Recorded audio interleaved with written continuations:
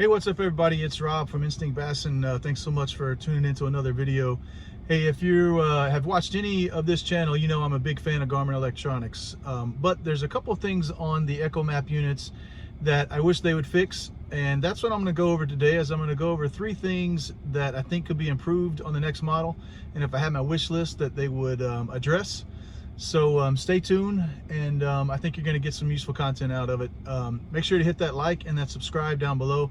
Really appreciate it. Thanks so much. Let's get started. All right, so the first thing that I think that they need to fix, particularly on the 93 SV, 73 SV Echomap models, is the cradle. Now it's a decent cradle. It'll lock it in solid once it's actually in there, but you definitely want to make sure that it is in there and firmly seated before you start taking off. And I definitely recommend you take it off before riding down the road. I was going to a tournament that was about 2 hours away, and when I got there, this $1,000 unit's sitting here laying in my seat. So it had fallen off. Luckily it fell off that way and not out on the road. So the things to do is you definitely want to make sure that you push it in and then hear a couple of clicks and then pull it out really good, just to make sure it's not going to come out. Don't pull too hard because you don't want to rip anything off, but you definitely want to make sure it's good and seated. They fixed this on the 106 and above units. They have a little more sturdy cradle on it. But like I said, this one is very sturdy. You just want to make sure that this thing is stuck in there really good before you take off. So that'd be the first thing that I would recommend that they fixed. Maybe they could just use the 106 cradle for the 93s as well, or some similar design. All right, the second thing that I would definitely change on these units is the lack of casting rings feature. So in other words, I would add casting rings to these units somehow. This is pretty old technology. It's been around for probably about 10 years now. It's on Humminbird units. I don't know if it's on Lowrance units or not, to be honest, but it's one of those things that comes in real handy when you're fishing a waypoint. And what it does is just puts a ring around that waypoint and tells you how far away you are, so you know how to cast to it more accurately. There is a way around this. It's a little bit cumbersome, but you can get around it. And that's to make sure that you put your distance to destination on your map screen, preferably on the bow unit, because that's where you're typically going to be fishing, you know, and casting to waypoints.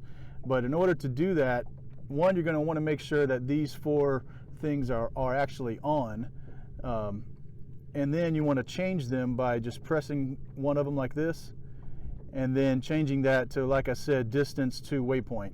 I believe that's in the GPS one. Oops, nope, it's in the navigation one, sorry. And then distance to destination, I should say.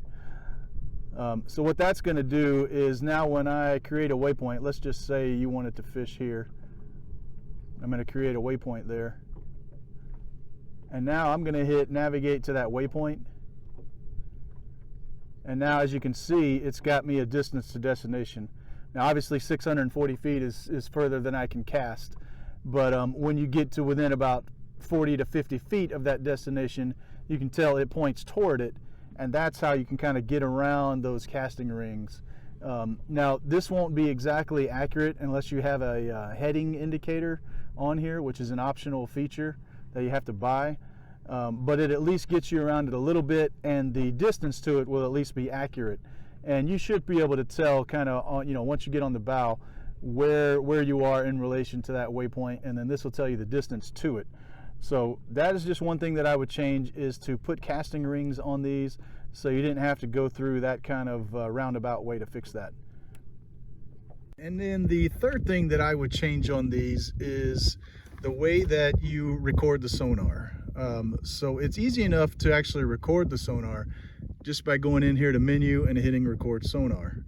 You do have to make sure you have a 32 gigabyte or less map card in here. And so it's easy enough to record the sonar just like that. And I can hit menu and then stop recording.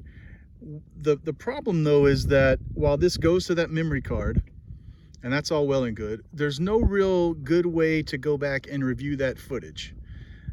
So I can't go into here anywhere and say, you know, look at this footage, or preferably the way I would like to do it is to just take this memory card, throw it into my computer and be able to review it that way. And that would actually come in handy for someone like me who makes videos on these units. You know, instead of here having to hold my camera while I record the sonar that way, it's just kind of cumbersome.